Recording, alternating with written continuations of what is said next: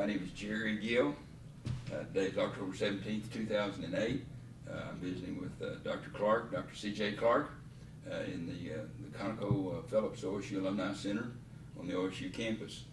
This interview is for the O State Storage Project, which is part of the Oklahoma Oral History Research Program. Dr. Clark, welcome back to campus. Well, it's nice to be back after many years. It's been maybe, what, 1950s or something since you were on campus? We actually left here left Oklahoma in 1956, but last time associated with OSU, it was Oklahoma A&M at that time, was in 1953. Well, Doctor, first of all, maybe sort of back up a little bit. Sure. There's probably a kind of a story about how you got to OSU, but first of all, where did you grow up and a little bit about your early life, your family? Can you share that with us? Yes, that was in Lansing, Michigan. And I was born in Jackson, Michigan, not very far from Lansing.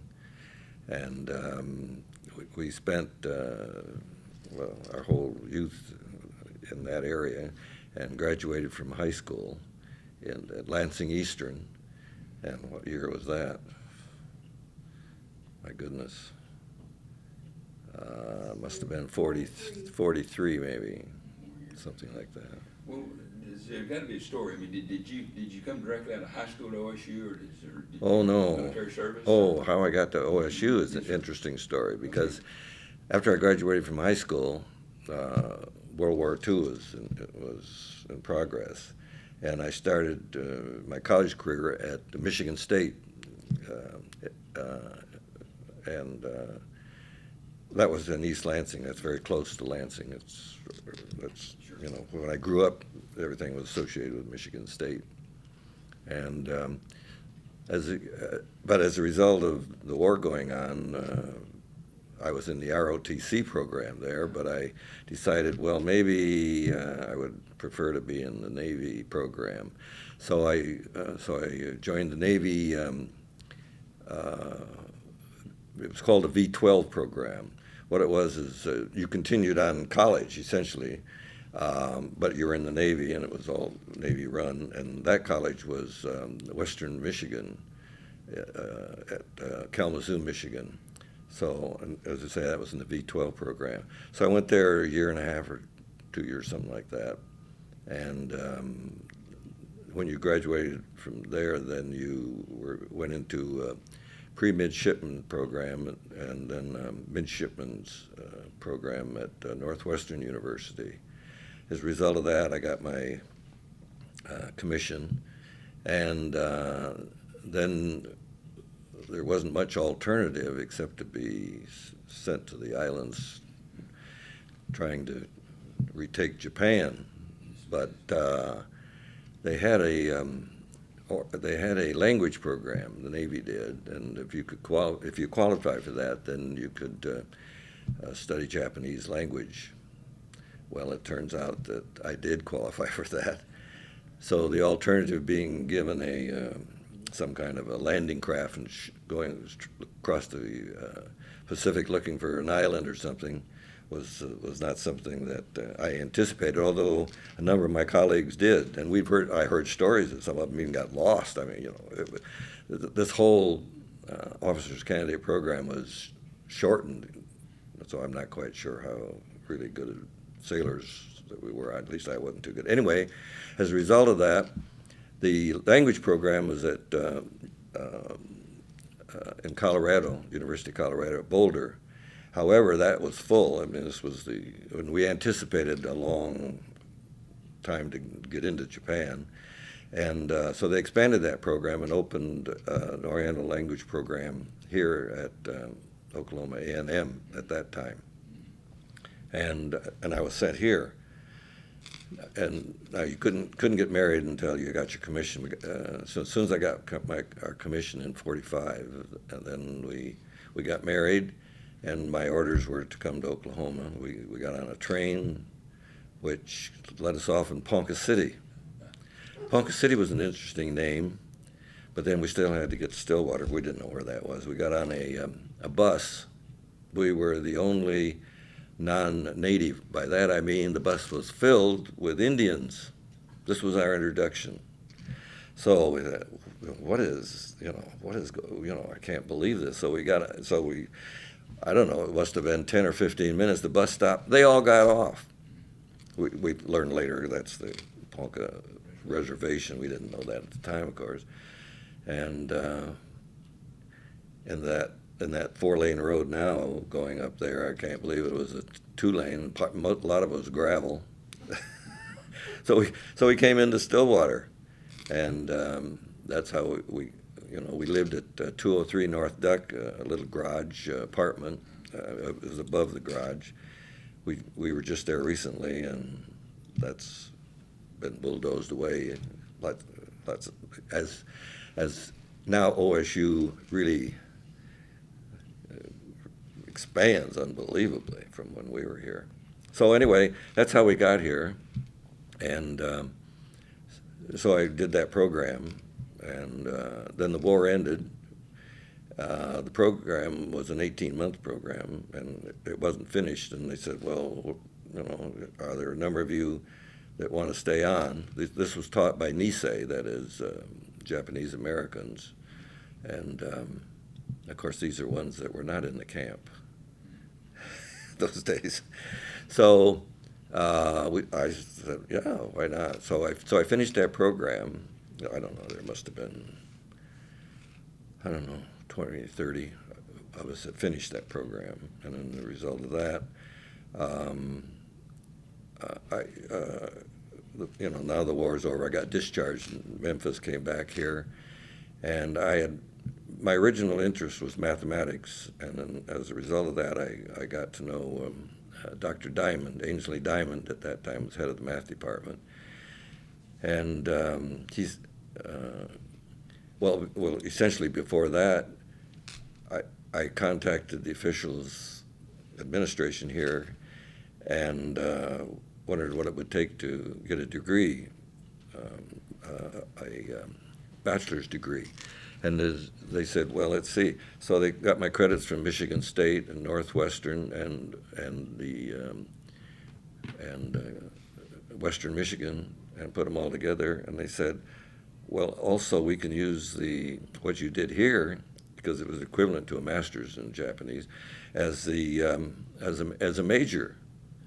You can walk out of here today with a degree. And I said, that sounds good.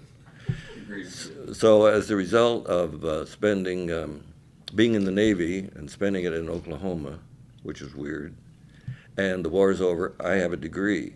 And as I say, Dr. Diamond said, gee, we got all these people coming back on the GI Bill, how about staying on here working on a master's? And I said, well, that's interesting, but we're from Michigan. I'll go back up there and see what's going on. So we went back, and nothing was going on compared to what was happening here. So I said, hey, I'm back. And so I worked on my master's degree with a graduate teaching assistant program. So could I just kind of ask, you finished that first year where you kind of cobbled that together. Yeah. Was that 48? 46. 46, and then you were working your master's from 46 to 48. 48. Yeah, I got the master's in 48. Well, so really in a sense, you didn't have the traditional undergraduate experience that None. most people had here. No, that's why a little bit of the alumni in my class, who knows my class? 46, I didn't know any of the other, quote, civilian students at the time. Were you in that program, so the OSU faculty teaching some of those, was all military faculty? It was all military, yeah. In fact, we lived off campus, but most of the people lived, I think it was Cardell Hall, as I recall.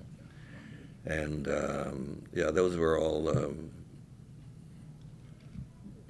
as I say, Nisei, Japanese. I guess they took them out of the internment camps that were young. In fact, we made close friends with a number of them.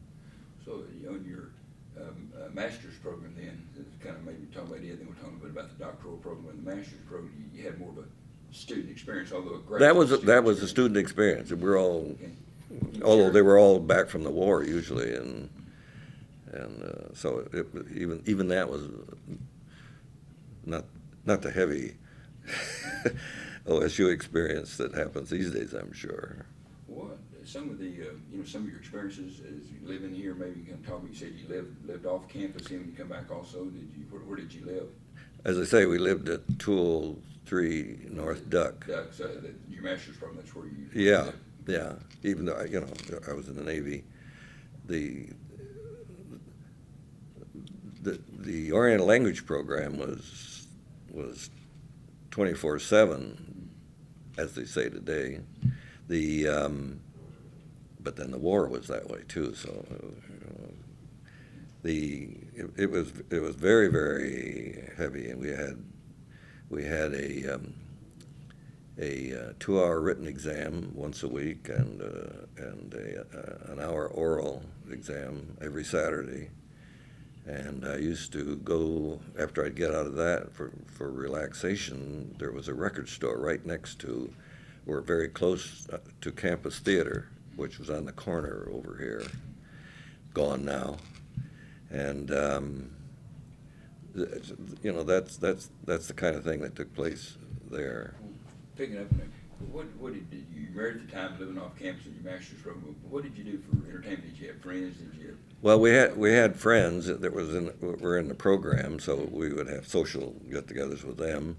We had there were programs that were taking place at the auditorium here on campus, which I gather has been bulldozed and replaced by the Performance Center, and we'd go there. In fact, as our first child was born here in Stillwater in '46, and with the Navy doctor who, as I say, everybody stayed on another few months until a number of things got wrapped up, and we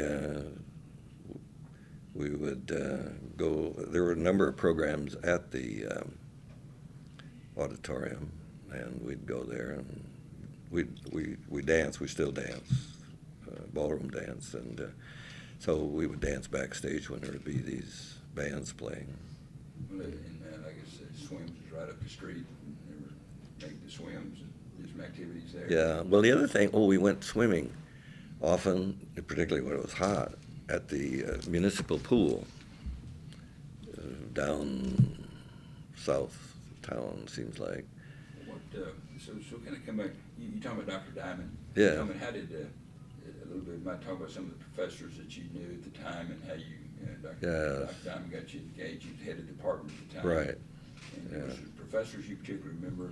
Well, O.H. Hamilton and Allen, what was his first name? I can't remember, Dr. Allen. There were some other people. Mendenhall, by the way, Dr. Mendenhall was sort of did the astronomy kind of things that were associated. The department then was small, of course, right after the war. There was, there was somebody in statistics. The offices, where was the math department housed at that time? Pardon? Where was the math department housed? In Quonset huts. Quonset huts. I remember. And walking through up here, I saw some pictures of those Quonset huts. Yeah, the whole, that was the immediate expansion activities at that time. Also, we got together with the Japanese teachers too. Hori-san was a very close friend of ours. You mentioned Dr. Diamond. Mm-hmm. Do you recall the faculty controversy over the loyalty oath? Because Dr. Diamond was, and I think he was one of your thesis on your thesis advisor, one of them, and he actually resigned at Oklahoma State and went to the University of Kansas over the loyalty oath issue. Were you aware that was an issue when you were here? Well, yeah, there was a number of things going on. Well, as I say, I finished my master's in '48 and left to take a job at Curtis Wright Corporation in Columbus, Ohio. And as a result of that, well, that's an interesting story too. But I did return here the following year because they were starting a doctoral program, a new program, with Dr. Ehrenschein, who was quite famous. Dr. Diamond was very active in making things happen, I'll tell you that. And So so they started the doctoral program, and then there must have been I don't know, 4 or 5 of us, I guess. Did they seek you out for the doctoral program? Did they tell you about it, invite you to participate, or did you find out about it? No, they invited me back. Yeah. We were only in Ohio 1 year. As I say, I took a job with Curtiss-Wright Corporation, which I found I didn't care for, and she was pregnant for our second child at that time, and I quit. I came home and told her I quit. She said, "You did what?" Well, the idea was, and of course you're young and brash to begin with, and it was, I'll just go down to Ohio State and, in Columbus there, and go to the math department and work on a doctorate here or something, and get some teaching. And so anyway, I went down there, and the math department didn't need anybody, but they said, the electrical engineering department was looking for somebody. Again, being young and brash, I assume. I went over to the electrical engineering department. Now, electrical engineering, at least theory, is all math. It's all it's just a matter of reading and keeping ahead of students, essentially. And but the problem is, no matter what your rank there, you had to have labs, teach labs too. Now that was interesting.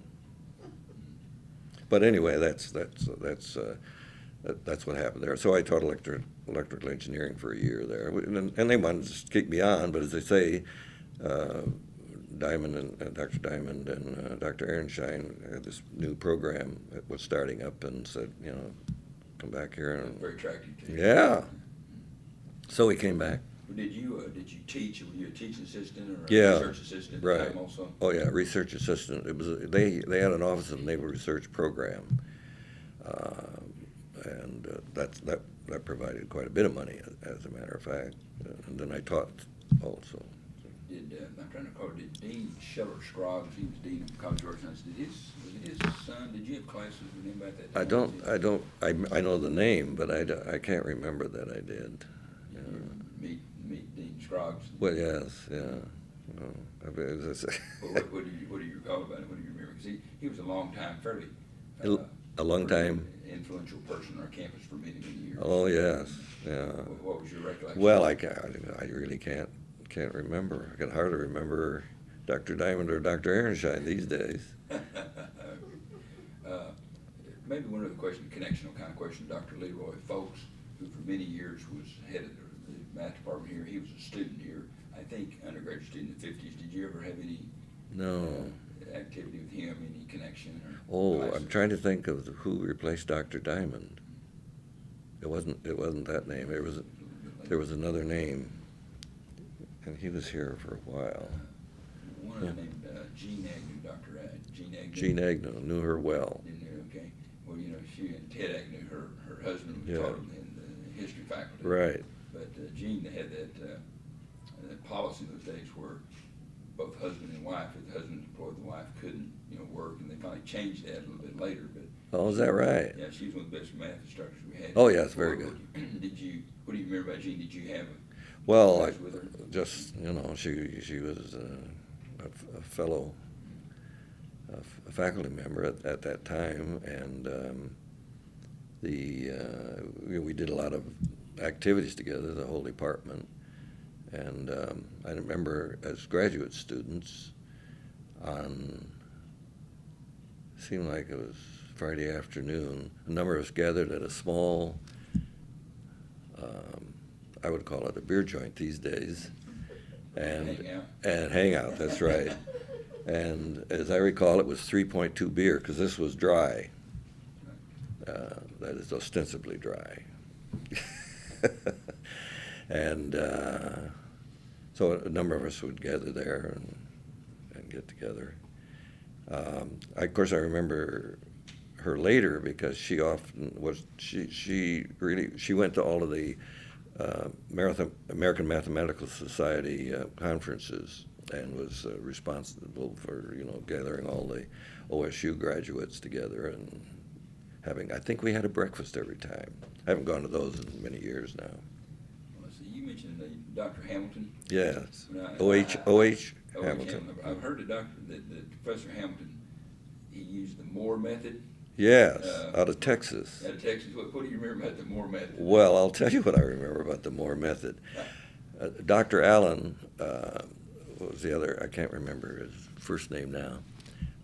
When I first started graduate work, he was my ultimate professor. He was extremely prepared not only prepared, but he had every lecture written out, and would proceed to go through that in great detail, written out, and you could follow it just beautifully. It was something else. This was it. That's not it. It turned out. Now, O.H. Hamilton's method was the Moore method, where in terms of mathematics, you hand out a page of axioms, postulates, and theorems, and of course, there is nothing else. And what you do is go from these axiom postulates and prove these theorems.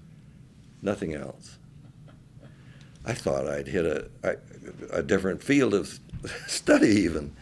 It was radically different and very hard, very difficult, very frustrating. Just what this all came down to was in a fairly short period of time after I got through that horrendous thing that O.H. Hamilton was my thesis advisor, and he was the ultimate teacher. And I learned a lot because I taught many years later, in the sense that presenting a beautiful lecture can be appreciated by the students, but what do they learn? They only learn if you essentially pose questions and queries and have them do things without them being told. They have to create, and that was actually a method I used later. You used that in your career, then later, did you? Oh, that became, and that wasn't too popular either. When I taught at a number of places, but at San Jose State University, where I did essentially my academic work, teaching later. And I was teaching in the School of Business. I was teaching quantitative studies in the School of Business at this time. And even the dean didn't appreciate, because the students would complain. I would ask them something, and of course I hadn't told them yet, and that was one of their complaints. He hasn't even told us yet what. So that whole query method, I actually developed there at San Jose State under the acronym of DIRG. It was the technique of direction, have them do something, and then individual response. They all had to even write something rather than be in a group, because if you have to write something, you have to think on your own. Then there was, DIRG, IR, and group interaction. Then they were in small groups. They'd get together and discuss this. And then evaluation, where I would call a member from each group, and they would give some response, and I'd write that on the floor. And then the lecture, essentially what it was, came about as discussing what these responses were. It was interesting. What, kind of then sort of finishing your ocean career, and then I want to ask you a little bit more. Mm-hmm. Having 3 degrees, Oklahoma State University, being one of the first, I think, 3 individuals that received a PhD in mathematics. That's right. You take pride in that? Is that Oh yeah, yeah. We were the first 3. There could have been 5 who went to Kansas and finished up there, and but 3 of us. There was Abul Ghazem, who was an Iranian student, and Dal Graneth, who was a student from Texas.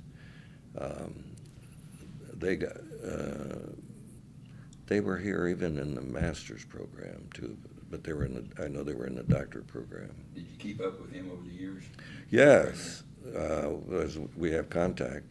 They're both gone now, and although I've talked to Abul's wife periodically. He ended up teaching at University of Colorado in Boulder, and Dr. Ganeth taught at various places, but he was primarily associated with industry, which I was for a number of years too. It sounds like from our conversation about the Moore methods, when did you? Oh, yeah. Did you feel like your degrees and instruction learning you got, education at OSU prepared you for your career? Oh, yes. Yes, very much. Well, that technique was, well, it left you with creating and taking material or what is there and thinking. And thinking was the idea. But it was so hard in the beginning, so hard. You alluded to a couple of things. Can you kind of share briefly a little bit about your career, your professional career in your life after you left Oklahoma State University? Yeah, let's see. I got the doctorate in 1953, and I took a job with Continental Oil Company in Ponca City in the geophysical research department, and the primary activity that I did there was analysis work for a new geophysical mapping technique where instead of using dynamite to set off and have geophones arranged to try and map the underground, that they used a technique. We developed this technique of it's actually named vibrosize, where we used controlled frequencies. That is, it was a large machine essentially tied to the ground where we did vibration at various frequencies and used that technique because you could use that with in urban areas and so forth. And having just returned from Conoco Museum, was a big thing up there. It's highly, many companies, I was told, tried to break that patent. Patent came in 1945. I was there 1954. I was there from 53 to 56 during the development of that. And that became worldwide and is the primary technique today.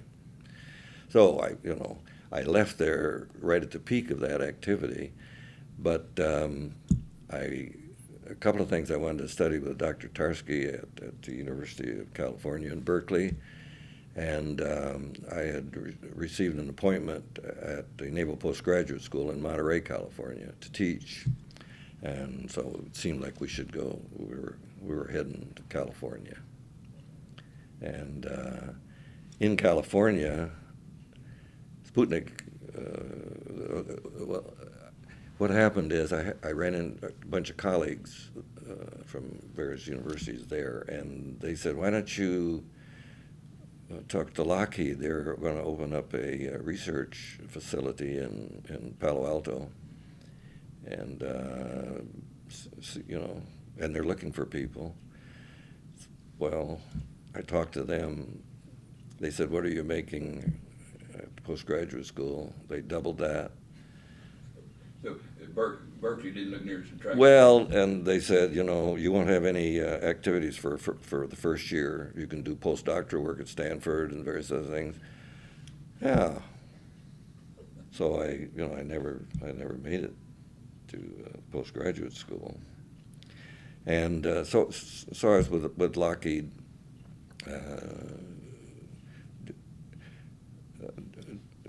Essentially doing basic research. And of course, at that time, computers were starting to come on, development of them. You didn't go out and buy an IBM. Everybody built their own, and there were huge rooms. And yeah, but one of the primary things I did there was develop a business system model.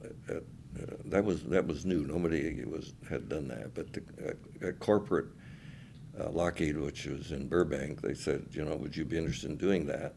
Now, my degree, by the way, my mathematics degree was in pure mathematics, not applied. And Lockheed had gathered over 50 PhDs in mathematics at that time, with essentially no assignments, because they were, of course, looking for big contracts, which came. And so all of that did develop. But I decided that I really should stay there and work on that. And even though my degree was in pure mathematics, closure relation algebra was my thesis topic, I said, well, I could be interested in doing that. Well, it turns out that's the kind of thing that's in operations research, or OR these days, but at that time it didn't have a name or anything else, and there was nothing around on it. So what I had to do was essentially study the corporate structure and the operations of Lockheed, and try it and model that mathematically, which we did.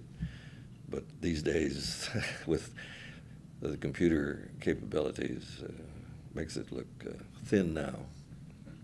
So I was with Lockheed for about 5 years. Then they lost some contracts, and as a result of that, I was laid off. This was an unbelievable emotional problem. I was a hotshot PhD, working with the corporate office and so forth, and however they were kind how they did it. And I went with Sylvania Corporation, which had a research lab there. So I essentially, it wasn't that bad, of course, but at the time it seemed like it. And although I had, and I was with Sylvania about 3 years or something like 4 years, I guess it was. Same thing happened to them. This time it was, in fact, as I was into some research, and they said, well, finish that up. So it was 2 or 3 months later.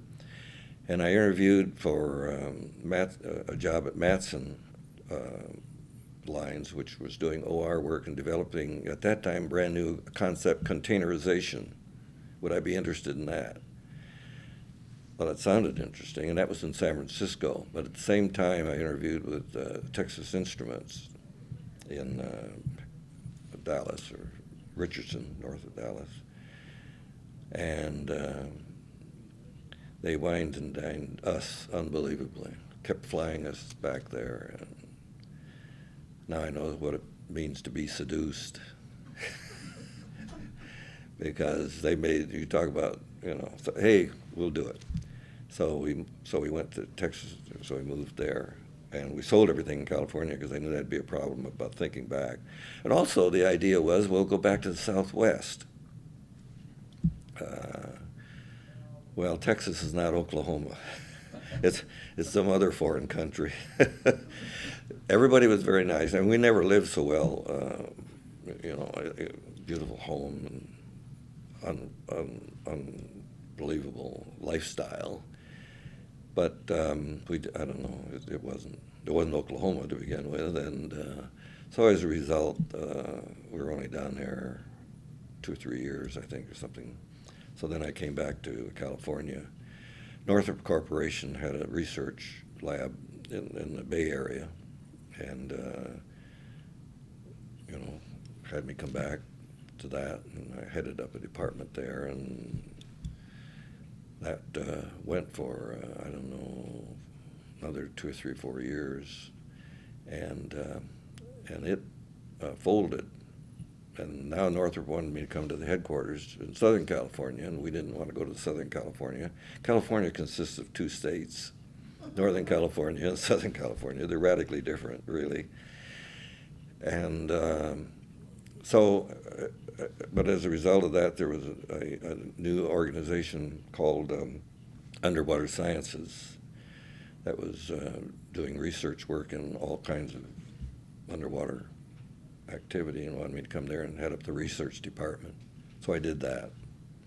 And then they had, one of the things they were developing was, they were developing underwater techniques for gold mining, which the potential was very lucrative. And another area they were doing new techniques for dredging reservoirs, and there was some industrial sabotage. Our competitors, the older techniques, actually physically blew our operation right out of the water, literally.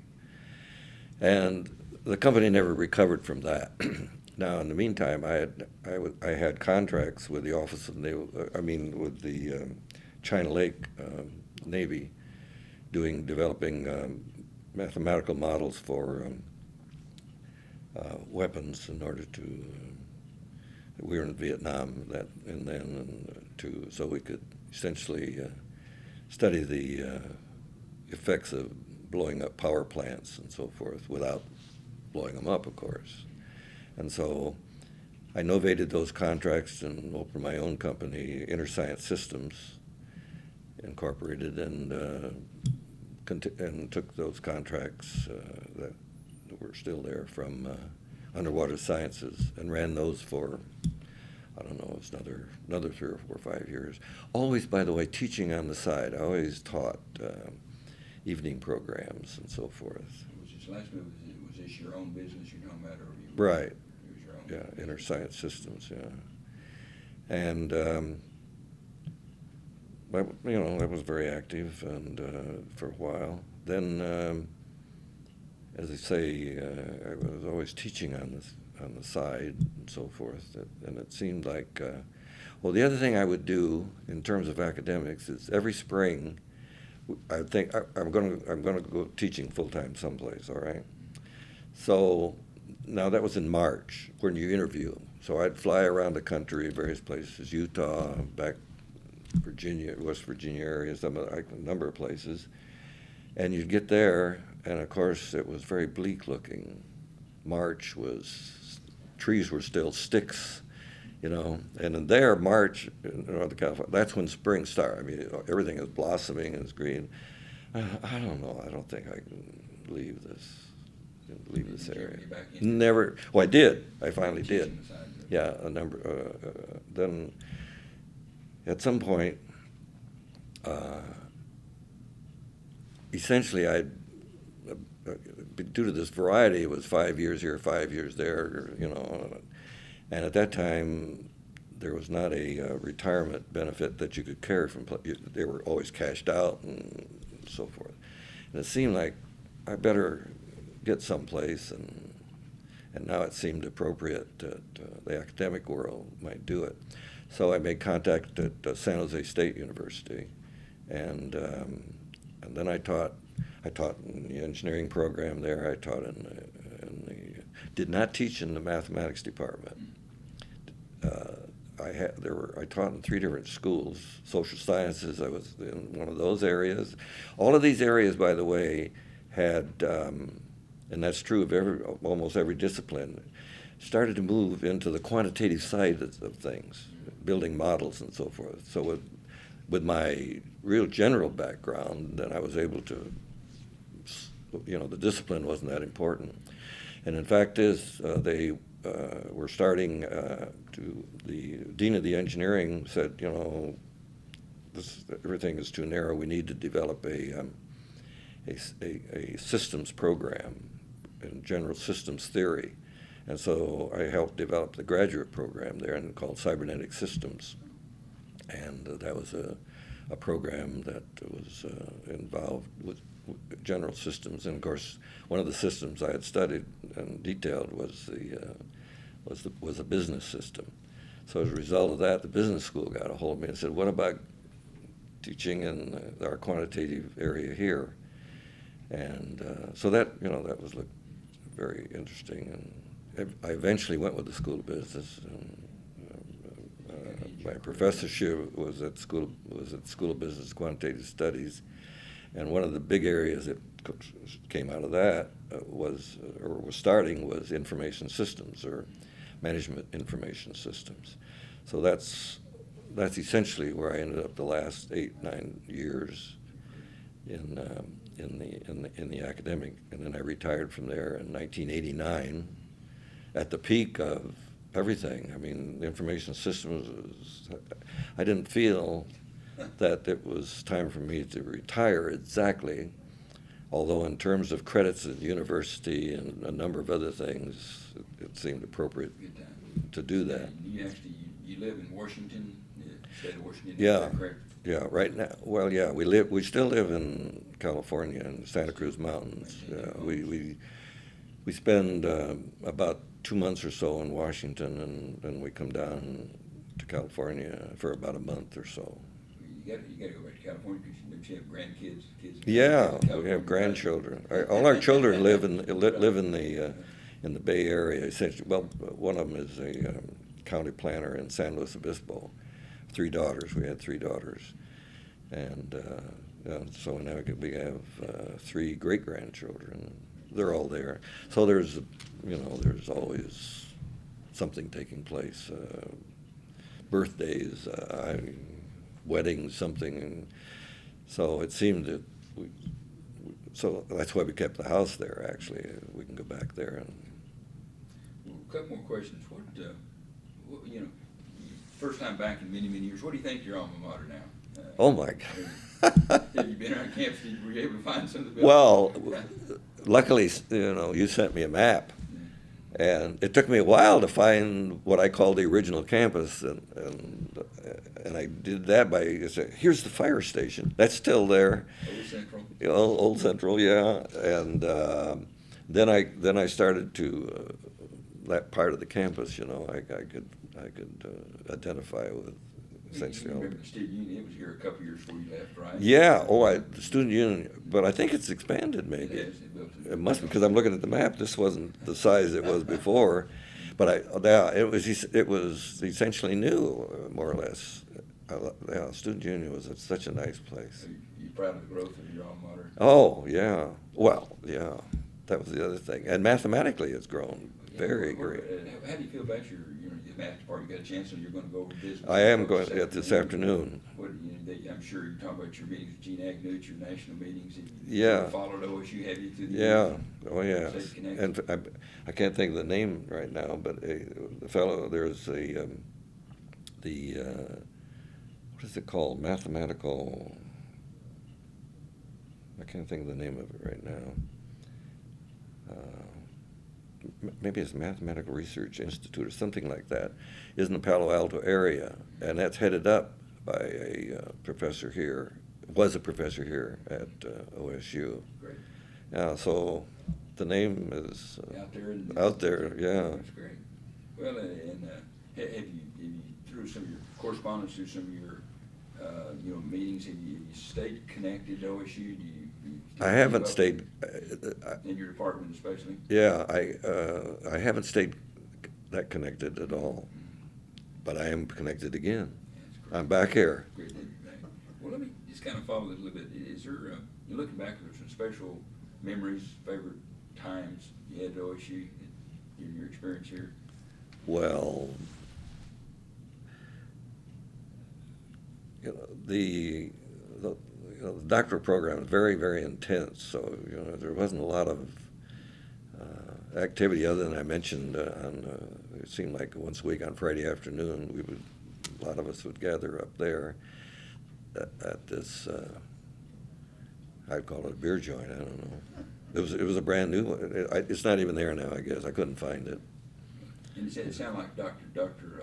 Hamilton's was it his Moore method? More Pretty method. special memory, mixed blessing, but a special memory for you. Oh yeah. Well, it's the only way to teach. I mean, every individual does a slightly different technique on that Moore method, and but it requires you to be creative and think.